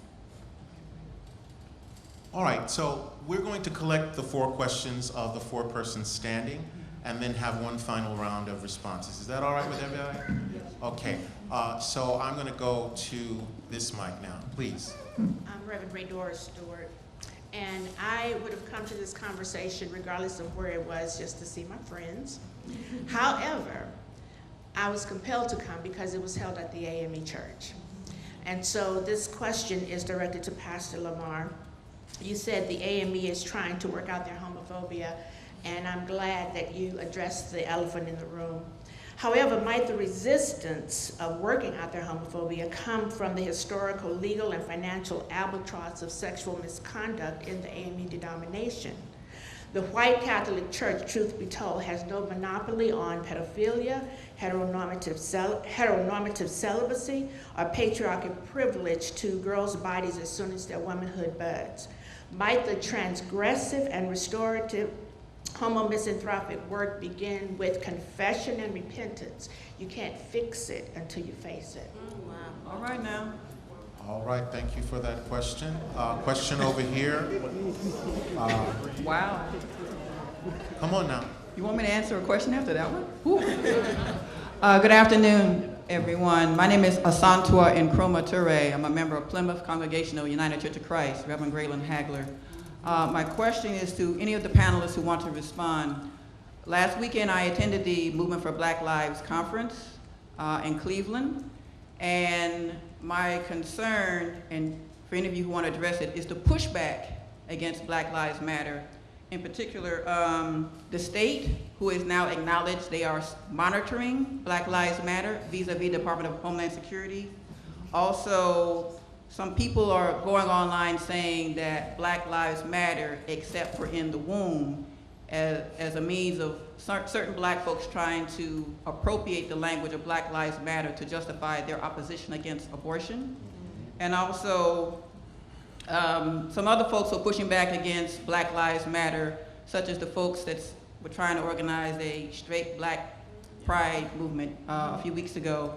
I'm just concerned about what you have to say about the pushback against this movement. Thank you. Thank you. Oh, one more thing. Okay. And also, how do our churches prepare to welcome Black Lives Matter into our spaces as centers of organizing, particularly for transgendered folks when it comes to bathrooms and gender-neutral bathrooms? Thank you. Thank you. Please. Good afternoon, Joseph Reeves, member of Alpha Street Baptist Church, where the Reverend Dr. Howard John Wesley is my pastor. So my question is, if you are queer or a queer ally and you're a member of a church which is trying to get there but is not there yet, how do you weigh whether it's worth staying or leaving? And a final question, please. Yeah, that's a great question, Joseph. Good afternoon. My name is Victoria Kirby York. I work at the National LGBTQ Task Force as the National Campaigns Director for Religious Exemptions and Welcoming Communities. And my question hinges on what Michele brought up, and Attorney Jawando, I'm sorry about that, and Professor Thomas around religious freedom. We know that these laws not only affect same-gender loving and transgender people, but is actually a backdoor gutting to a lot of the civil rights ordinances at the federal level, the Civil Rights Act of 1964, and also a number of human rights ordinances passed at the state and local level. And I think it's important for us to address that within our congregations, but I haven't seen many Black churches mobilized in the way that we defined and created mobilization around social justice issues for this country that evangelicals, particularly white evangelicals, have really capitalized on. And my question comes out of curiosity around examples and models specific to the Black church, because in my work at the task force, I deal mostly with mainline Protestant white denominations. We're working to be more inclusive. And have been doing some great work with some wonderful organizations like Many Voices and others. But I'm curious about models, examples you've seen around advocacy mobilization around issues with religious exemptions, whether it's responses to what we saw in Indiana, North Carolina, Texas, Utah. There are a number of states this past year that tried to push forward on religious exemptions. And then the secondary piece of that, we know that there are networks of conservatives that are working hard, as Attorney Jawando pointed out, for the Hobby Lobby case. I'm curious if such a network exists for progressive leaders of faith. And if not, why not? What are some of the structural barriers around that? Because there are a number of progressives. I attended Howard University. We saw many of them in chapel every Sunday. And I'm just curious whether folks are talking and in communication and able to utilize a network to really help mobilize their churches across the country. So kind of two questions in one. Thank you. Okay, so we have a final series of questions. The panelists are going to address one or more, or a piece of one, a little bit of that, a little bit of this. And I just want to say how impressed I am, and I know I'm speaking here for the rest of the panelists, that the high quality and the incisiveness of the questions that you have put to them. So who wants to start? The first question was about sexual violence and sexual abuse in the Black church as a stumbling block to addressing some of these issues, and whether the first step in this work or necessary step in this work needed to be a call to repentance on the part of those church people who in fact have within church communities engaged in the sin of sexual violence and sexual abuse, and the abuse of their power that has made that possible. So I first want to say that, of course, I cannot speak for the African Methodist Episcopal Church. Part of our problem is that nobody really can. But of course, we don't have a monopoly on this in the black church corner of the world, but the answer is yes. We must confess sexual violence in our church, and we must confess homophobia. We must confess that the biggest part of the sin has been the violence of silence, saying that you're welcome as long as you keep quiet. And I think that, you know, I go back to this whole kerfuffle about Harper Lee, where people, you know, is Atticus Finch to be celebrated for treating Tom like a human being? I don't think so. So are we to be celebrated for treating all human beings like human beings? No. But one of the things that I was not comfortable with when I was 21, as I approach 41, that I see now may indeed be more revolutionary than I had the patience to believe 20 years ago, and that is that conversations can begin movements that change realities. And one of the things, and again, it is not enough, but it is a beginning, and this was sanctioned in this church by higher-ups than myself. The church is afraid to have this discussion. I think the church does not know how to have this discussion, so what we appreciate about CARS and others is giving us a framework where we can begin. Last thing I'd like to say is we're preparing to study a book about our founder, Richard Allen, and early in Richard Allen's ministry, he was an immigrationist. He was like, the best shot for black people is to get the hell out of America, because America is not going to change. When we go back to our brother who asked the question, if you're in a church that is not welcoming, what do you do? Well, I think that we take a page from Derek Bell, who tells us in Faces at the Bottom of the Well that racism in America and its many forms of white supremacy that we experience will not go away. They will just shapeshift. So the victory is the fight, and the fight is the victory, and that's what we must equip ourselves for.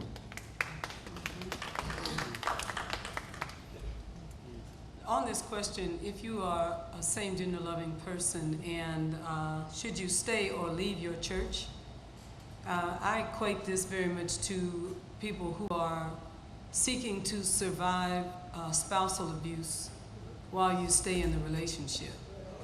I think it is very problematic if someone is beating you up and then they buy you a dress or a suit afterward and apologize, and then they return to that behavior over and over again.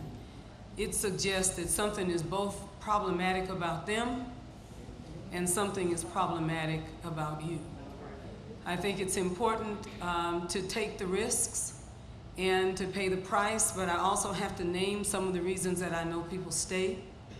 People stay often because of familiarity, because of family, and also because of the pageantry that's associated with a big old church.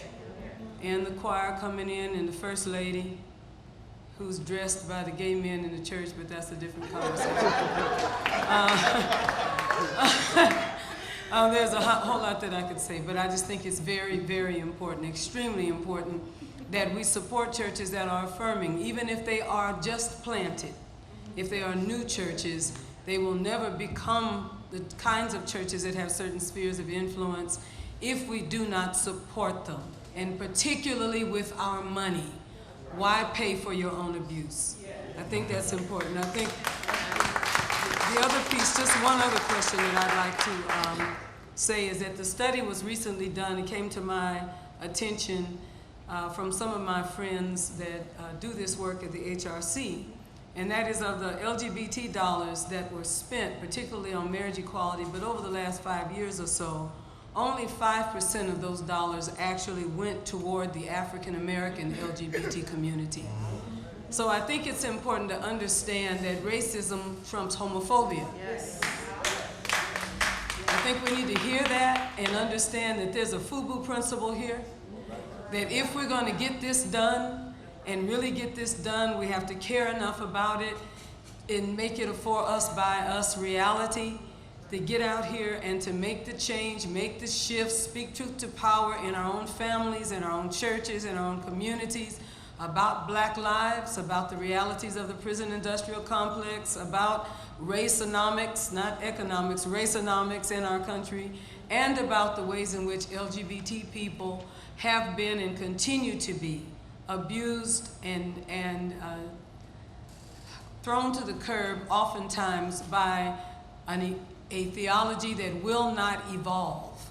We have got to seek to evolve our theology such that there was a situation in South Carolina during the end of slavery where there was a Baptist church, Welsh Neck Baptist Church, that in their polity could not allow people who had been married more than once to be members in good standing.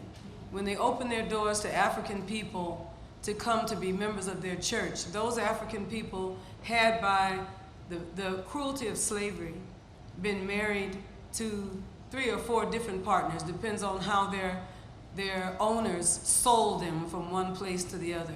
They created a way to amend their polity such that it would allow people, no matter how many times slavery had caused them to move from family to family, to become full members of the church. They amended their polity and their definition of marriage. If that could happen 200 years ago, we would do well to put ourselves in memory of the fact that we were not called by God to find ways to exclude. The burden on the church is to find ways creatively to include, get more tables and more chairs, and expand the table of the Lord. And remember, when we exclude the people from the party, it's not our party, it's God's party. God bless you. Thank you. I'll respond to the question about the Black Lives Matter movement and some of the backlash. So I think the first part of the question is asking about monitoring. If you are aware of the Black Power movement, you are aware of COINTELPRO, and you should be aware that it has never ended.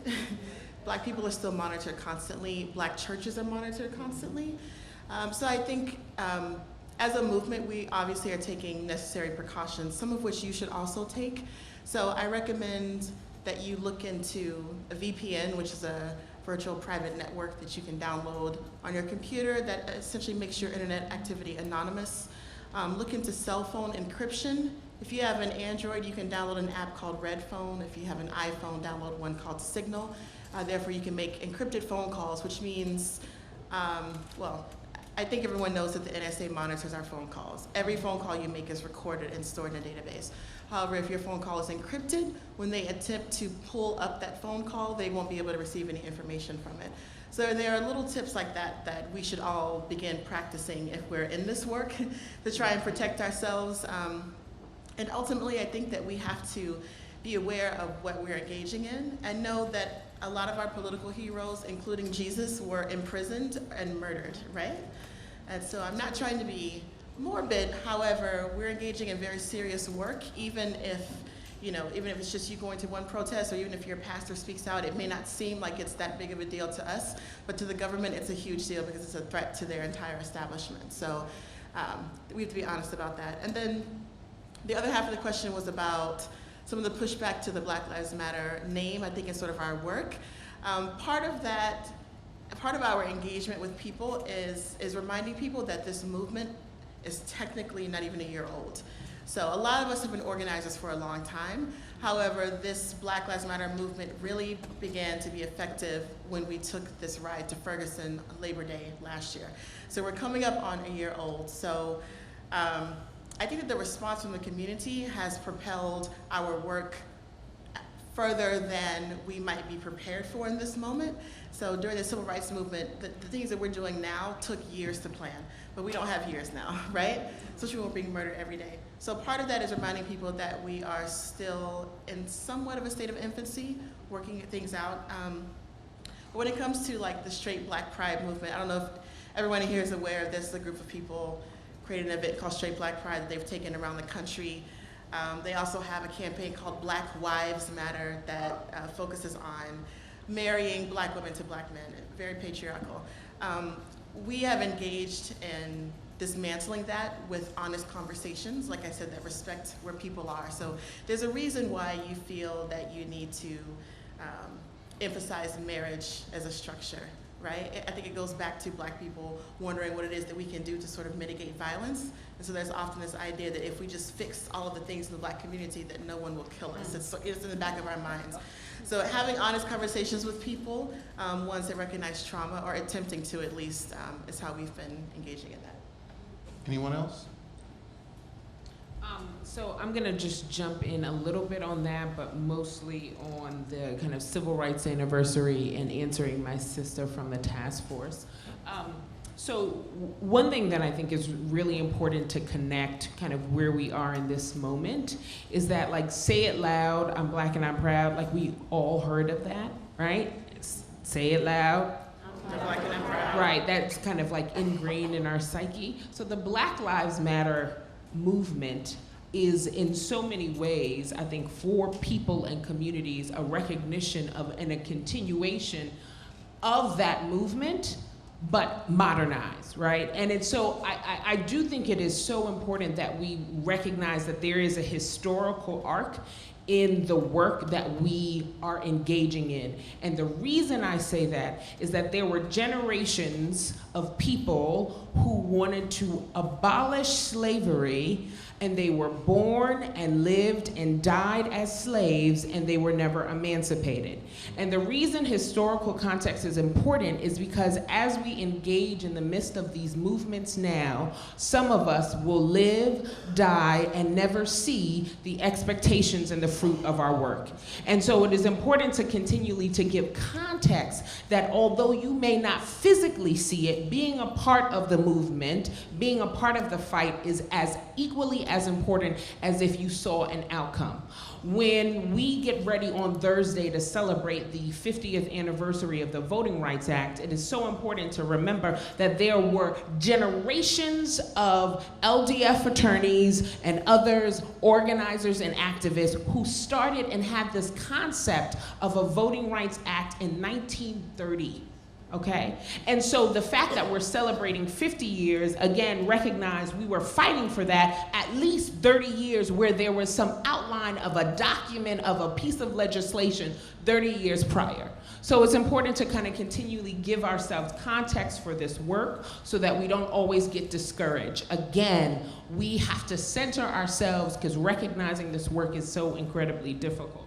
As we think about kind of the work of inclusion, I think Bishop said it right, and I want to be careful about this. Racism in all its forms continues to manifest itself in every way, shape. The reason why that's important to say is because the conversations that are particularly had about religious liberty continue to be in white heterosexual churches. And so there are questions about, can you have conversations about how discrimination works and looks like if everybody who's in the room looks the same? And there's a space for everyone in this work, okay? That's so important. My grandmother would often tell me, we all got a space on the bus. Your seat just might not look like mine, right? And so it's important that we recognize that as we're dealing with these really difficult conversations around religious liberty and the Black Lives Matter movement, that racism still manifests itself in all of our work. I write a lot about implicit bias at CAP because the subconscious actions that we live and we manifest continue to play out, whether we're talking about policing, whether we're talking about immigration conversations and dreamers, whether we're talking about environmental justice, or whether we're talking about religious liberty. And so the only way that social scientists have said that we can push back on bias is to have dialogue and to have conversation and to name that thing, so that you give yourself an opportunity to work against the bias. So yes, I think it has been difficult for allies in the religious liberty, the way that we should be thinking about it. How do we protect the least among us? The radical mission of Jesus. Yes. Those conversations have been difficult to have because racism is still there. Yes. It's been great being here. I love you guys. Just a brief announcement. PMI closes at 5 p.m. We won't be here at 5 p.m. That's a parking garage. And I want to recognize this brother in the back row very briefly. Yes, my name is Wes Morrison, and I'm a member of Metropolitan, have been since over 50 years. And I've talked to some people here about the affirming movement. And I just want to say thanks to Reverend Lamar for this panel discussion is a start for this church. This church being historically black and historically homophobic, this is a way to begin, and I hope we do more discussions, some documentary movies, and other things that we can bring to let people know slowly but surely this church is welcoming. Thank you. And thank you, Dr. Lamar. I'm going to give those of the panelists who haven't had a chance to weigh in on this round to speak, and then we'll conclude. Anybody? A final word? Rev? I was just going to say there are networks of progressive African-American clergy, formal and informal, the Samuel DeWitt Proctor Conference, People for the American Way, their Committee for African-American Ministers Coalition, the Black Church Center for Justice and Equality, is attempting to be that. So there are formal and informal networks of progressive clergy out there. Do you have any ideas about how we can scale that networking up and out? I think you're seeing it. I think we're seeing. You opened up mentioning Dewey Smith's viral video. Right, he tried to walk it back a little bit, but once you say something, my mother always told me, once you say something, you can't take it back. Yeah, you mentioned that, but I'm seeing, as more and more pastors see that you can welcome and affirm LGBT folks and survive as a pastor, right? Because when I came out for marriage equality in 2012, all of my colleagues thought I had committed professional suicide. And we've added 2,000 people since then. And so I think that as people are seeing that you can come out, speak out in different ways and survive, that I think we're seeing movement. I think we're seeing even the statement, we can criticize Pastor Smith's statement. Yes, we could do this. We could criticize, Bishop Jakes' statement. Yes, we could. But I'm seeing it's percolating from the bottom. And, we're seeing these awesome voices like, Bishop Yvette Flunder. And for those who've been following, and I haven't talked to her lately, but this issue at American Baptist College a few months ago. Right. And I'm seeing conversations, I'm seeing movement happen where people are saying, you know what, Delman, I want to sit down and talk about how you have these conversations with your leaders and with your members. And so I'm seeing movement, and certainly it's not ideally where we want to be, but I'm seeing progress. And I would also ditto that. Delman asked me to be a member of the board of the organizing board of the Black Church Center, and I appreciate that invitation. I appreciate having that kind of exposure to what he is doing that I think is making some impact. And he mentioned the Samuel DeWitt Proctor Conference, and there are other kinds of efforts and initiatives that are going on. I'm seeing more on the internet and in social media that reflects that this is something that's on a lot of people's minds and hearts, and it's still somewhat scattered right now in many ways, but I think over time I'm hopeful and optimistic that it will come together, because one of the shortcomings of the Black church or Black churches has been a problem with ego and personality, and people thinking that everything has to be organized around them. I'm looking for a new day in which we will be focused more on the issues than who gets the credit for it. And I think once we can hurdle, cross that hurdle, I think we'll be much more effective in our organizing efforts and bringing people together across different lines, whether they're denominational lines or other kinds of lines, to realize that there's some things that we can accomplish together that we could never do alone. And so I'm optimistic about that. The other thing that I'd like to say in terms of, I think Asantua asked a question about, was it transgender bathrooms or something?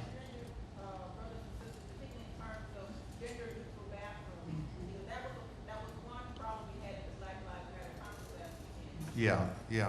I think that as we move into this, our church, we've had to deal with that issue and make sure that facilities are available that would be for persons who are transgender.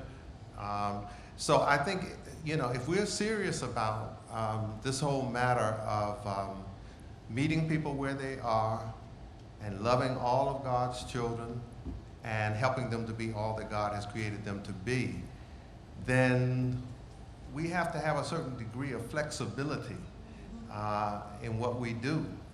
And those of us who are straight, who are allies, we have to be able to admit that there are certain things that we don't know or haven't thought about, and we don't need to be sort of ashamed of that. We just need to be honest about it. And I've always wished that white folks would be more honest about their racism, because it helps us then to, when they're in denial, then it's like building up a wall. But I really feel that when we are able to sit down and talk with each other, and I do it a lot with the members of my congregation, and so does my wife, we learn so much about each other.